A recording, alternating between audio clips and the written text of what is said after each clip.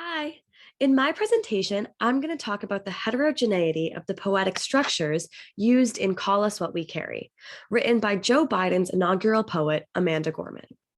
I'm going to focus on three specific poems that use highly varied structures to illustrate their independent impacts of those structures, and then I'm going to address the overall impact of these variations on the book and its influence in the political world. At first, one of the poems in Call Us What We Carry echoes themes of COVID-19 isolation and the struggle we all felt throughout the pandemic. This poem takes the form of text messages, addressing the lack of physical togetherness we all experienced throughout this pandemic. The use of text messages also reflects our newfound reliance on technology as our only form of communication. One of the texts begins with, "We began to lose words," illustrating the depth of desolation that became commonplace during quarantine. The content of this poem focuses on the broken and painful moments of COVID, which is reflected by the broken nature of the text messages. Furthermore, Gorman comments on the colloquial slang through text messages and the ways it has shifted based on the pandemic. Phrases such as "we are deceased" with skull emojis takes on a whole new meaning in the context of a pandemic. This structure gave her an outlet to address this.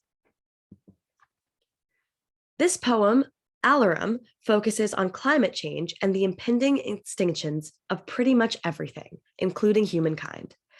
This poem is set up like prose, yet there are approximately 2 to 3 slashes per line.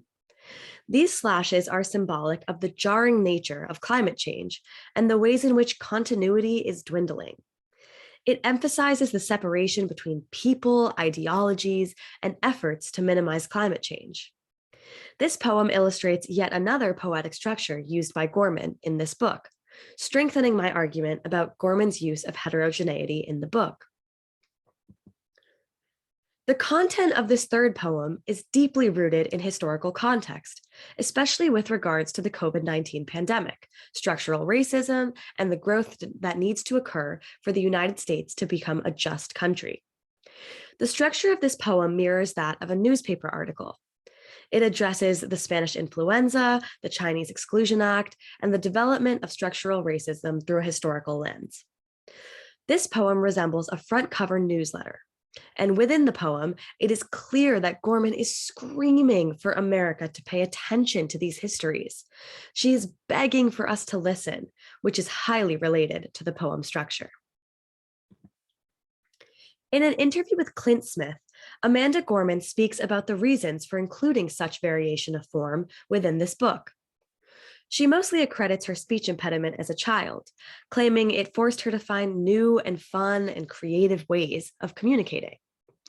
She also talks about the concept of a typical poem and how she wants to dismantle that.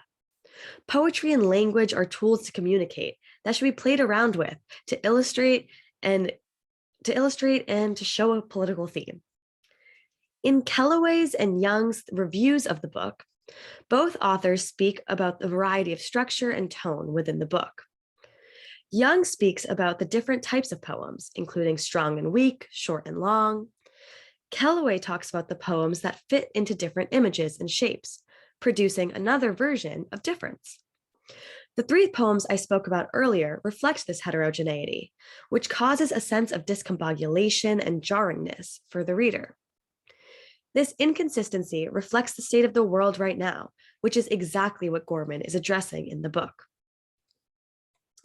So finally, a question. How can Gorman's use of structure influence our own poetry? My advice, be inspired. She is amazing.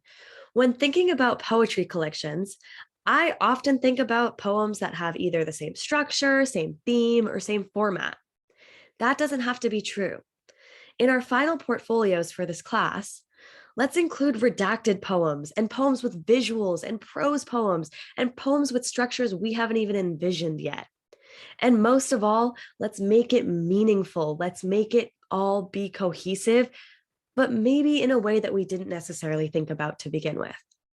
Thank you all so much for listening, and my sources are on the next slide. Thank you.